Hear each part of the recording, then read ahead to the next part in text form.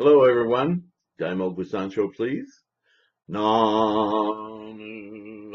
Myoho Renge Kyo. Nam Myoho Renge Kyo. Nam Myoho Renge Kyo. Thank you very much. Let's continue with the second chapter of the Lotus Sutra. Expedient means, skillful means, skillfulness, all the various titles. This is a very important chapter, and this is why in Gangyo we recite a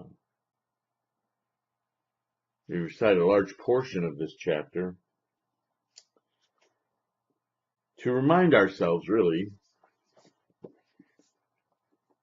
of our human condition and how it gets in our way. This is where we discover in the Lotus Sutra, or we begin to discover, that our tendency, our samsaric tendency, our human condition or mind, is so completely ruled by, I was going to say our ability, but it's a detriment, so I don't know what to call it. It's our condition. The way our human mind works is to make distinctions. This is not that, that is not this, so on and so forth. Yin, yang, you, me, mine, I.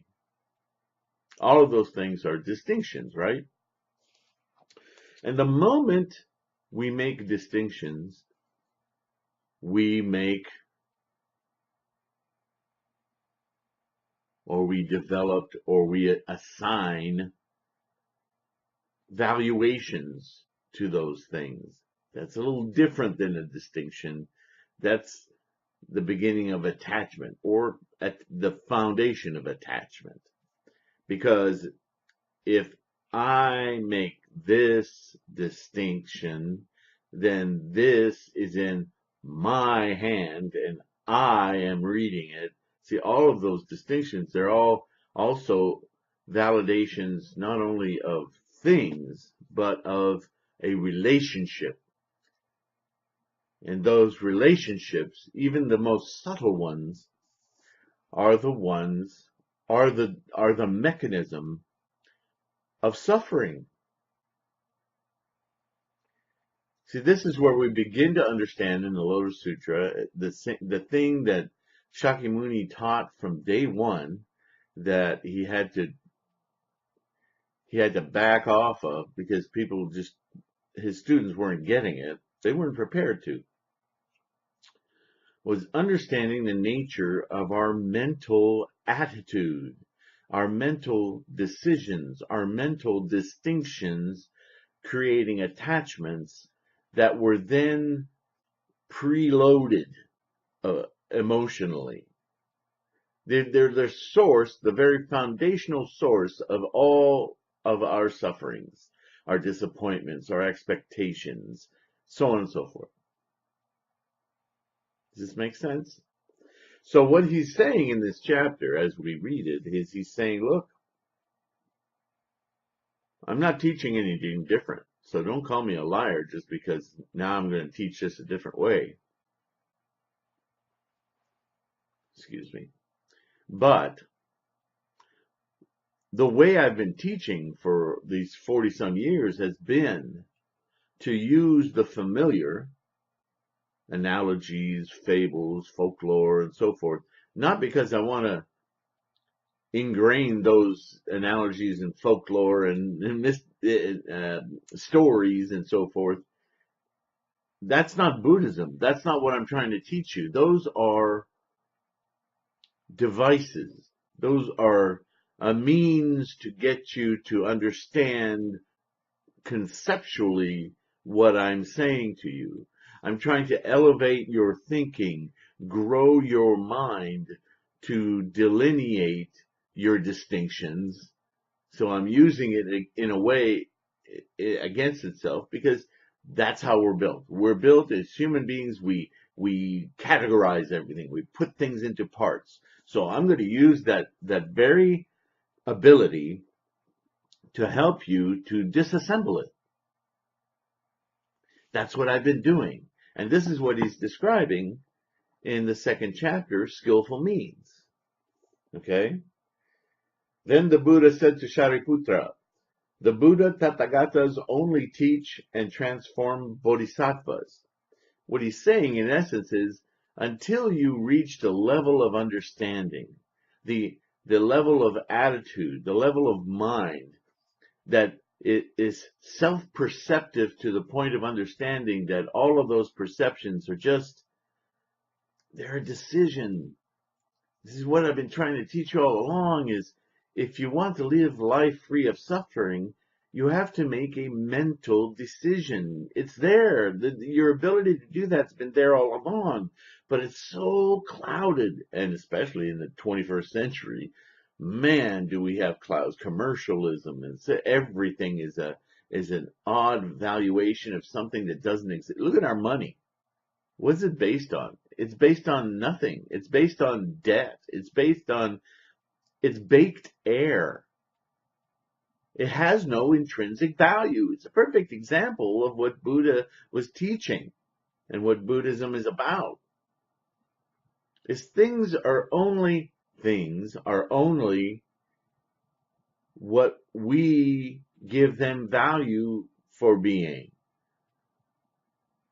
That's not to say, because you can get nihilistic here, and you can say, well, Buddhism is about giving nothing value, and that nothing really exists, so it's really, about extermination of everything, the self and desires and all that stuff, everything that makes us human. Buddhism says bad. Don't do that. That's not what Shakyamuni taught. That's not what I'm trying to say either. It's more of a freeing. Free your mind, your perception, your attitude from being so obsessed with everything having a reason, a value, an emotion, an attachment. If you can do that, if you can really start to perceive what that might be like, what would happen, and this is what Shakyamuni realized and is trying to describe to his students for his whole life, is that what you're left with, once you remove all of that, you're still a perceptive mind, but once you liberate yourself from all of that mechanism, what you're left with is awe. What you're left with is, wow, this is so amazing. Good and bad cease to have meaning. Just ponder that for a moment. See, we do these dualities. This is the thing about samsara and the human condition. We create dualities, then we say, well, that's it. It can be nothing else. But the duality itself, and this is the core here, the duality itself is an invention of our minds. That's the samsaric condition. It's very, very fundamental. You follow? So, again, if you're stuck in dualities, identification, valuation, mine, yours, you, me, then you kind of, not only do you dedicate your entire perceptive mind to either or, but you blanket carpet bomb, you completely obliterate the idea that those are not the two choices, that the two choices are the illusion, that there's something much larger, much more profound, much more real than the two choices. In fact, The two choices exist because of something much larger and more fundamental. So when you start hearing or reading about no self, it's not a negation of self, but words get in the way. So he changed no self to never born, no essential nature of self. In other words, stop thinking of self and other and start thinking of what self and other came from. A vast, not the self. The self was never created other than in a duality perception. The mind is experiential. So move your mind toward experience instead of ownership, instead of distinctions. Just perceive openly. This is hard. It's hard to talk about. It's hard to define. So this is why so many stories, so many sermons, so many teachings, all trying to slowly move samsaric minds toward this aha moment, this perception. Once you perceive it, you can't unperceive it. Once you perceive it, you start to see it penetrate everything. And so the idea of Buddhist practice is to continue to do that daily, dedicate yourself to opening that mindset, because we're constantly back in duality. That's samsara. You want to stay more and more, see again, language, I want to say detached or unattached. What you're detached from and unattached to is the duality, not life. Okay? Shariputra, the Tathagatas teach the Dharma for the sake of living beings only by means of the one Buddha vehicle. That's what I'm trying to describe, the one Buddha vehicle.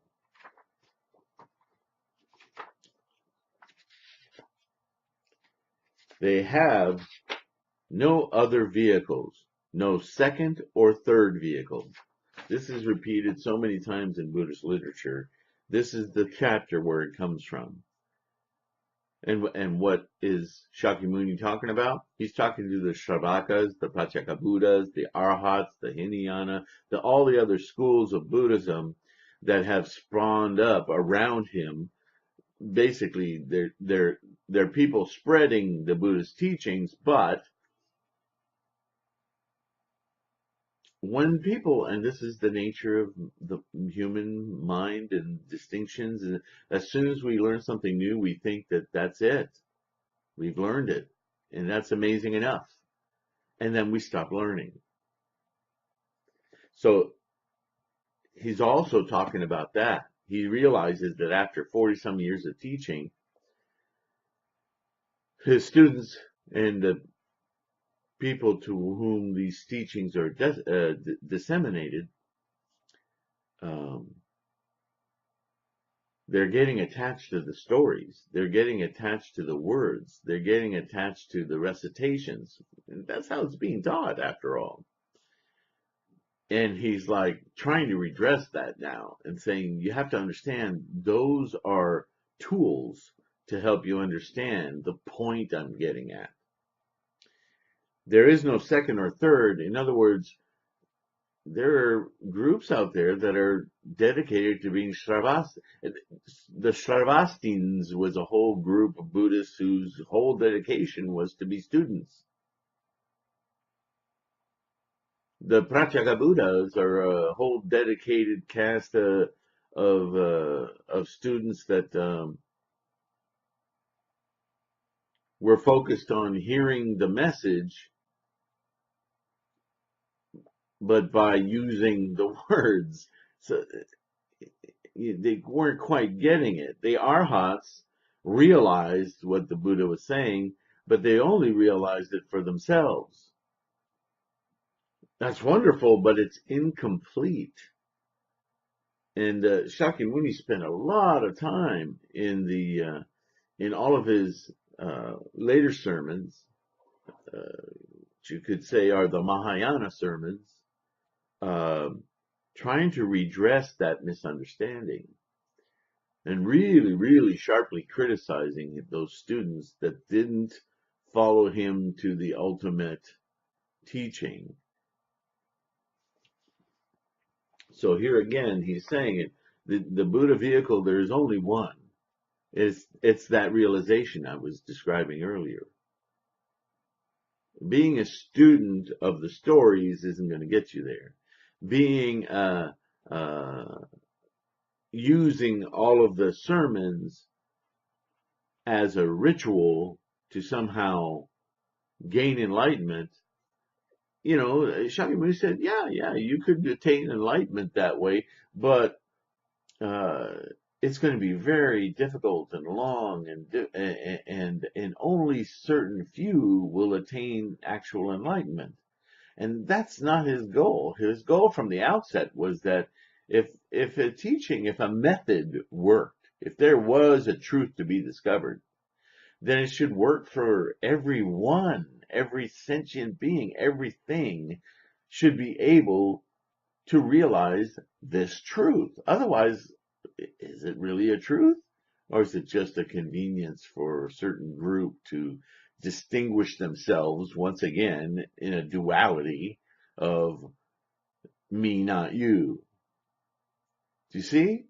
It's very, very brilliant, actually, to understand that a truth is a truth no matter what. Um, so here this is 2,600 years ago. He's having to make this clear. Shariputra, the teachings of the Buddhas throughout the universe are all like this. In other words, there's a truth is a truth, period. Not just for you, but for rabbits, for planets, for universes. It either is or it isn't. Shariputra, Buddhas of the past, through an innumerable variety of skillful means, causal explanations, parables, and other kinds of expression, have preached the Dharma for the sake of living beings. There it is, for everyone. These teachings have all been for the sake of the one Buddha vehicle, so that all living things, having heard the Dharma from a Buddha, might finally gain complete wisdom. Complete. Shariputra, Buddhas who appear in the world in the future will also, through an innumerable variety of skillful means, causal explanations, parables, and other kinds of expression, preach the Dharma for the sake of living beings. Is that not what we're doing? We are all Buddhas. Everything is Buddha. It just needs to become clear. You need to awaken to it. It's not a place to go. It's not another land. It's not something to garner from something else other than by creating greater perception of one's own mind to reveal it as already there, but obfuscated by this vast network of distinctions, attachments, desires, so on. It's easy to label all of that ego, because the ego is the playground of those monkeys, the monkeys of desires, the monkeys of attachments, right? But ego, I understand it as a very definitive term, but in our daily parlance, our vernacular, ego is a word that's loaded with all kinds of different meanings depending on who you are, how you grew up, blah blah blah blah blah. So it's more useful, perhaps, until you really get the concept, to understand this huge network of distinctions, delineations, attachments, It's really like a deeper definition, you might say, of ego. Shariputra, the Buddhas, the world-honored ones, and all of the billions and billions of Buddha lands throughout the universe are giving abundant benefits and peace and happiness to all living things. Through an innumerable variety of skillful means, causal explanations, parables, and other kinds of expression, these Buddhas preach the Dharma for the sake of living beings. All these teachings are for the sake of the one Buddha vehicle, so that all living things, having heard the Dharma from the Buddha, might eventually gain complete wisdom. Shariputra, all these Buddhas only teach bodhisattvas that their purpose is to demonstrate the Buddha's insight to living beings, to enable living beings to apprehend things with the insight of a Buddha, and to enable living beings to enter into the way of the Buddha's insight. Shariputra, I too am like those Buddhas. Knowing that living beings have various desires and things to which they are deeply attached, I have taught the Dharma according to their basic nature, using a variety of skillful means. Shariputra, this is so that they might attain the complete wisdom of the one Buddha vehicle. Shariputra, in the entire universe there is not even two such vehicles, much less three. Shariputra, the Buddhas appear in an evil world of 5 pollutions: the pollution of the age, the pollution from afflictions, the pollution of living beings, the pollution of views, and the pollution of life. When the age is in chaos, the stains run deep, and greedy and jealous living beings acquire unhealthy roots.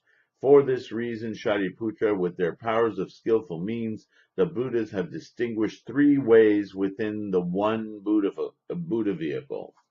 Yet, if any disciples of mine, Shariputra, thinking themselves to be arhats, or pratyeka Buddhas, neither hear nor know of these matters, that the Buddhas, the Tathagatas, use only to teach and transform bodhisattvas, they are not true disciples of the Buddha, and not really arhats or pratyeka Buddhas. Again, Shariputra, if such monks and nuns say to themselves, I have already become an arhat, this is my last body, I have already attained final nirvana, and if they no longer vow to seek supreme awakening, you should know that they are extremely arrogant. Why? Because it is impossible that a monk who has already become an arhat would not believe this Dharma. There is only one exception. After a Buddha has passed into extinction, and there is no Buddha present.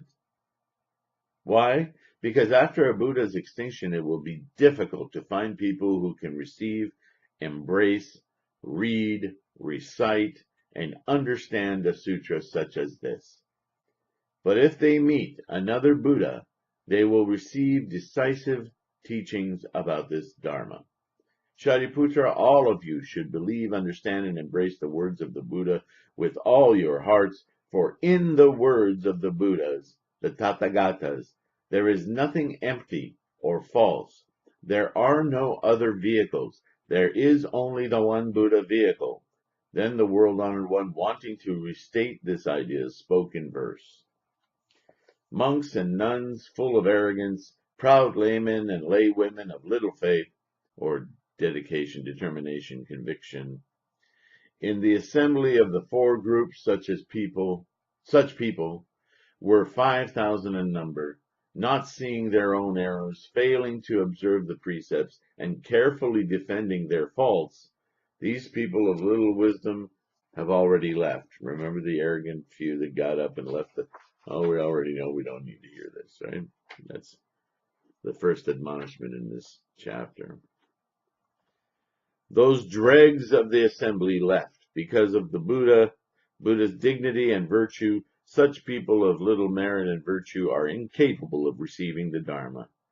Now this assembly has neither branches nor leaves, but only good firm fruit.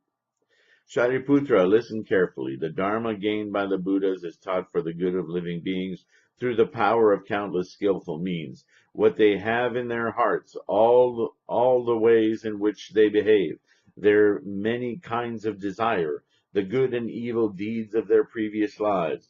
The Buddha knows all of this completely. With a variety of explanations, parables, and other kinds of expression through the power of skillful means, he causes all to rejoice. He teaches sutras, poetry, stories of disciples' previous lives, stories of the Buddha's previous lives, and of unprecedented things, as well as causal explanations, parables, and similes, verses which repeat them, and passages of dialogue. For those with dull minds, who want lesser teachings, who greedily cling to existence, who after encountering countless Buddhas still do not follow the profound and wonderful way and are tormented by much suffering. For them I teach nirvana. Let it go. By devising such skillful means, I have enabled them to enter Buddha wisdom.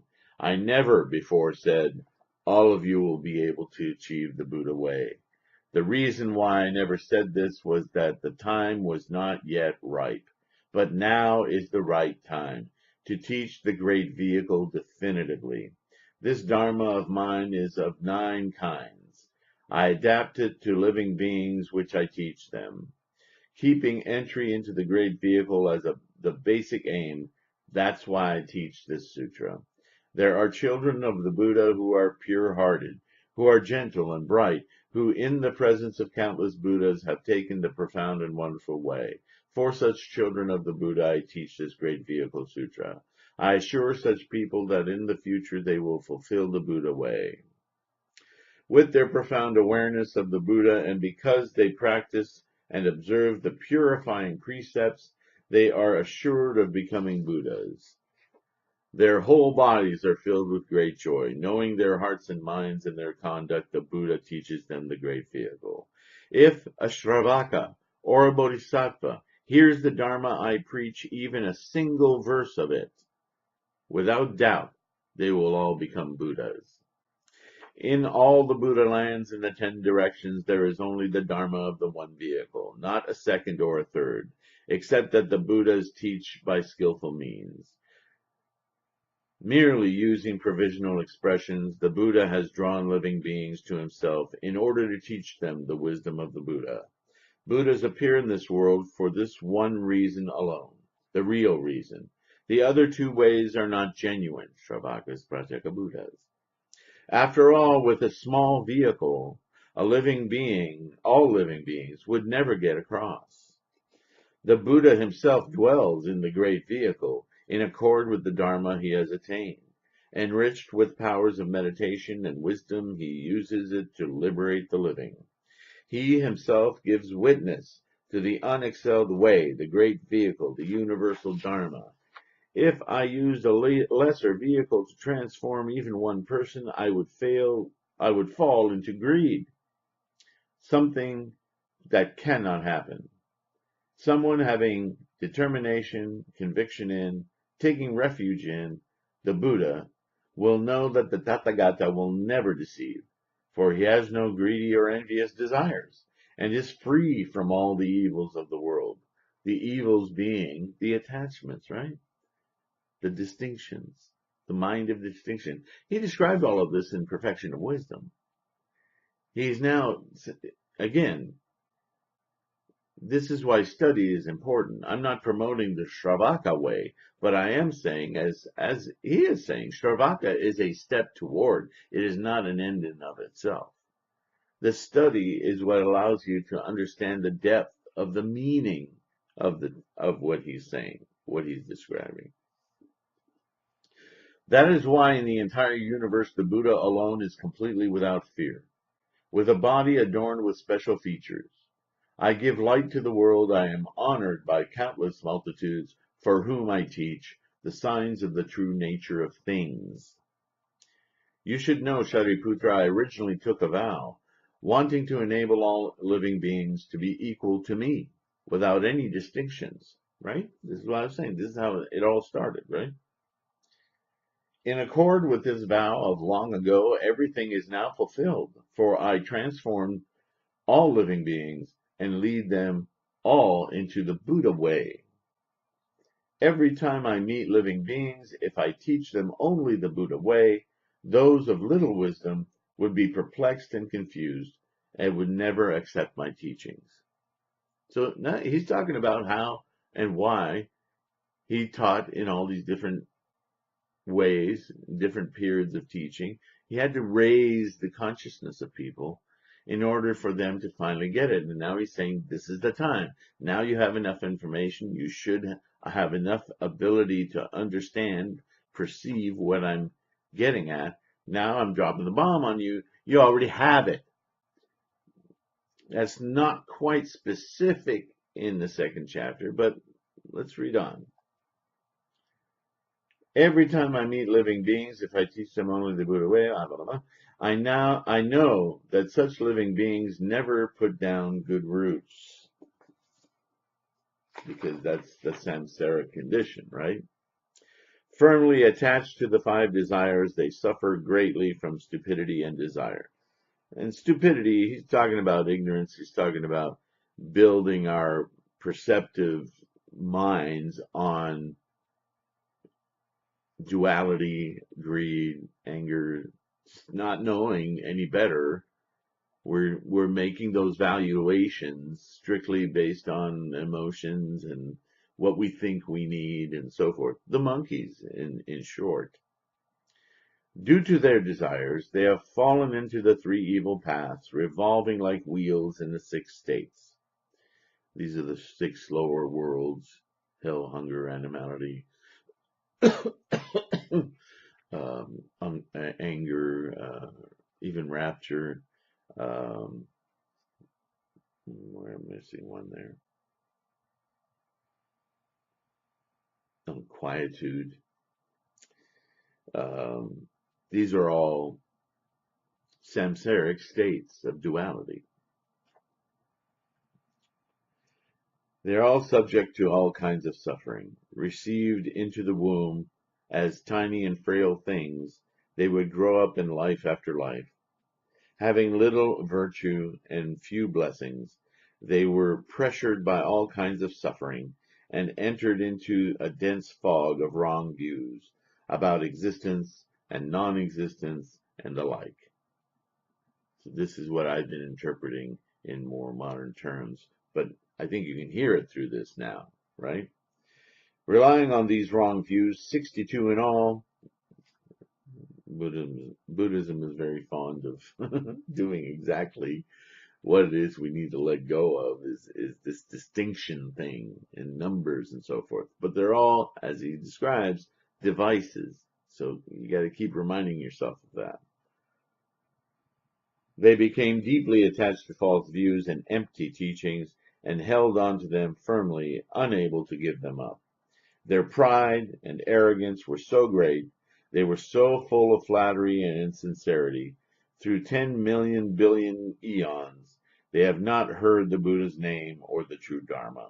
Such people are hard to save or awaken. That is why, Shariputra, for their sake I established skillful means, taught ways to end suffering, and showed them nirvana, how to release. Though I have taught nirvana, it is not truly extinction. All things originally and naturally have the character of tranquil extinction, what I keep calling quietude, right? Quiescent energy. When children of the Buddha have taken this path in the future life, they will become Buddhas. And those lives are moment after moment, right? So at some future moment, life and death in moments, remember we talked about this, you'll realize, you'll get that aha moment. See, we talk about it all the time. He's just using different terminology, especially for the people of his time. That's the way they understand.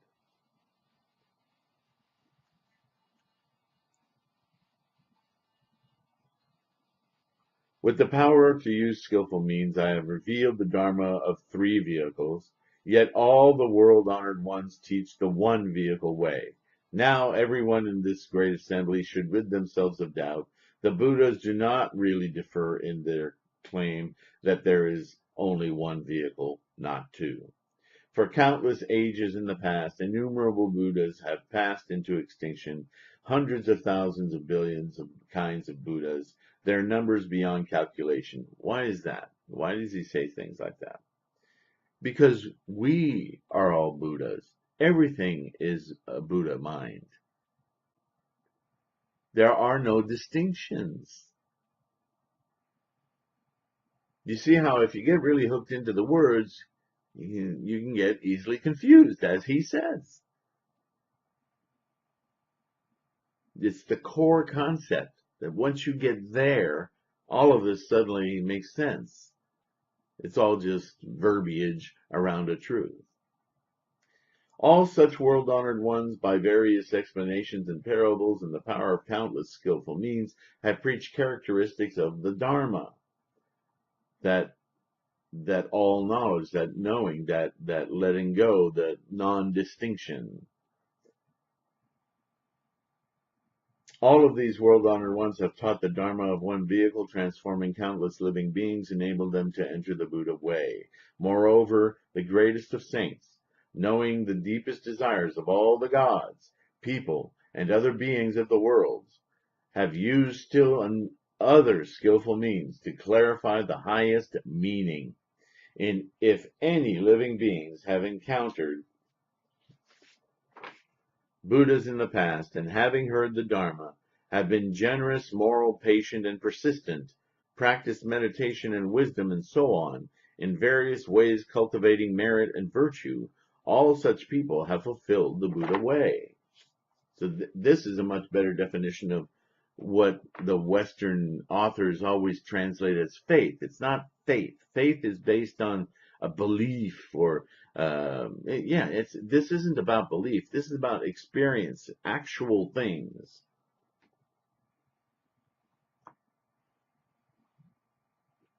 When a Buddha has passed away, if there are those who are making offerings to the remains, building many trillions of kinds of stupas of gold, silver, and crystal, with seashell and agate, carnelian, lapis lazuli, and pearl, to brightly and completely adorn them and dignify each stupa with decorations, and if there are those who build mausoleums of stone or sandalwood and aloes, hovina and other wood, or a brick, tile, clay, and so on, and if there are those who heap up earth in open fields to make a mausoleum for the Buddha, or even little children in their play who gather sand and make it into stupas, all such beings have fulfilled the Buddha way. In other words, he's talking about attitude. It's really that simple, people. It's not about going out there and building stupas and finding remnants of Buddhas to honor them.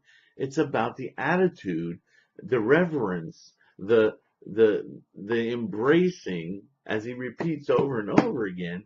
If you can just get the meaning in these words and embrace that, make it an integral part of the way you're perceiving your life experience, then you're in the Buddha mind.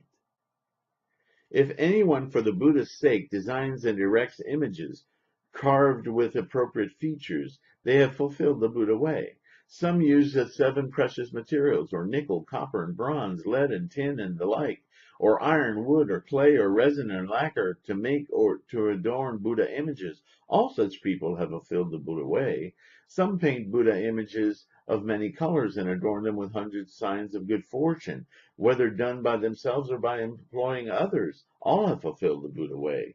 Even if little children at play use reeds, sticks, or brushes, or even their fingernails to draw images of Buddha, all such people, gradually gaining merit and developing their great compassion, have fulfilled the Buddha way. So he's indicating that it's not about just a single, light moment out of the sky and you transcend everything. It's a process. It's a process, and it's a way of living life well. And this is a really huge key that Siddhartha set out to find. When he became Buddha, it was about teaching everyone how to live their life without suffering. Do you see? Buddhism isn't a teaching about what's going to happen to you after you die or leave this life. It's about living this life in glory with awe and compassion, beauty. Of course you're going to be compassionate, because when everything is awesome, you just, all you want to do is love it. But we get to that in little moments. Little moments. We experience it. Even children.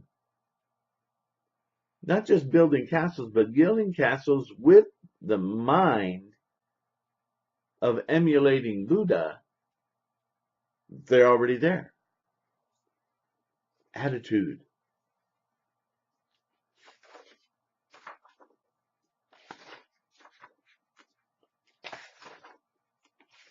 There's a lot of prose in here. So I'm just going to skip a lot of it because you can read that on your own. But I wanted to read some of it because it is more descriptive than the dialogue where he's just reading the sermon. In the prose sections, he reviews everything and gives everything kind of its own context and repetition. So it's really, I encourage you to read it all. I just, in this format of the video and so forth, I know that you're capable to read this. I want to make sure, my goal is to really direct you to how to understand better what's being said and the goal of each of these chapters. Okay, so the second chapter, nose is really bothering me, a lot of grass allergies. You don't need to know. It should be understood, Shariputra, that the Dharma of Buddhas is like this, with trillions of skillful means in accord with what is good. They teach the Dharma. Those who have not practiced and studied it cannot fully understand this. But all of you, knowing that the Buddhas, the teachers of the world, use skillful means according to what is appropriate, should have no more doubt. Your hearts should be filled with great joy, for you know that you too will become Buddhas. Now I'm going to repeat once again, as he is. It should be understood, Shariputra, that the Dharma of the Buddhas is like this, with trillions. For all of these, the one vehicle way should be praised everywhere. With trillions of skillful means in accord with what is good, they teach the Dharma. Who's they? It's us. We're all Buddhas. We just need to realize it. And realize it how? This is what he's trying to get us to. With a profound attitude of no longer be swayed by desires, distinctions, attachments, but the clarity of the awe of the functions of life, the way we manifest, the way all of us manifest, the way we respond, the way we're trapped by our egos. There's the compassion. Oh, you don't need to do that. That's fake. That's not real. Let it go. Very hard. But the attitude is Buddha mind. Those who have not practiced and studied it. So for all of those whose comments I've read, that the study isn't the thing about Buddhism, it's only meditation. Please, what are you meditating on? Study is the core. Practice and studied. Shakyamuni's own words. Cannot fully understand this. If you don't study, you cannot fully understand this. But all of you, knowing that the Buddhas, the teachers of the world, knowing that the Buddhas, the teachers of the world. What have I said before about teaching? Yeah, in a strict sense, you could say right now I'm being a teacher, but you're my teacher. Teaching happens as we learn. I can orate and blah, blah, blah all day long, but if it doesn't spark you to look into your own mind to find reasonings that impact your understanding, that's where the teaching's happening. I'm making an effort, but really I'm teaching myself, and I'm hoping that by doing this, I inspire and create sparks and thoughts in your mind that I don't even know, because you have your own karmic, mental, samsaric reality. We share a lot of things, but not everything.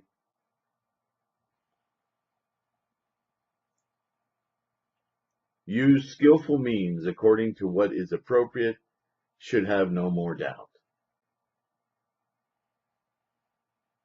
So what he's saying here is, if you study so that you can better understand and shape your attitude to the Buddha way,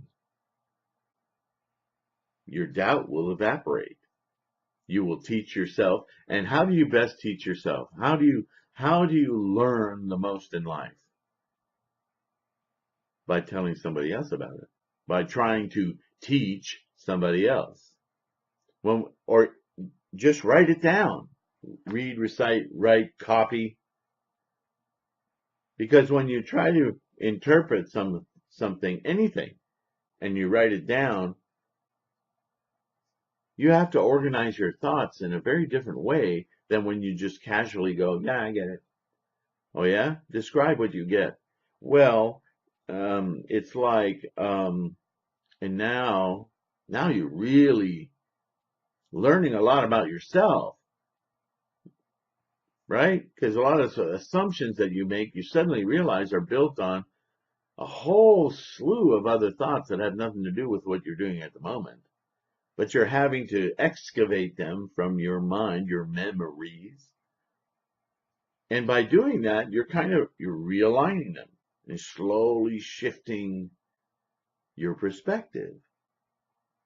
You're slowly cleansing your karma, your attitude, until there's nothing else left to cleanse. Now you've reached the Buddha mind completely, which has always been there. It's just that you're having to clear away all this debris that's stuck on top of it. I think with that, we're ready to go into the third chapter, where we're diving into another skillful means again, because it's a parable. But the second chapter, really, in the context of everything else he's taught, he's making a very powerful declaration. So the second chapter is, in the view of the entirety of the Lotus Sutra, in the first half is a very, very key teaching of the entire first half of the Lotus Sutra. We're going to encounter the same thing in the second half on a very different level. But again, we've already talked about it a little bit, but I hope I've done an adequate job of pointing to the essence of this second chapter and why the skillful means is such an important thing to understand. It echoes the same thing he said in the Lankavatara Sutra and other sutras, where, look, I'm trying to teach you to think more clearly, and I'm using a lot of devices in order to lead your thinking, your mind, to to wipe away the need for these devices so that you get clarity. That's the second chapter, and with that, I'm going to close with Dayamanku Sancho. Thank you again. Next video, we're on to chapter 3. We're moving along. I so appreciate your participation in this. Thank you. Leave comments. Anything I left out or maybe confused, let me clear it up. You'll be my teacher. Here we go. Namu Myoho Renge Kyo. Namu Myoho Renge Kyo. Namu Namyoho Renge Kyo.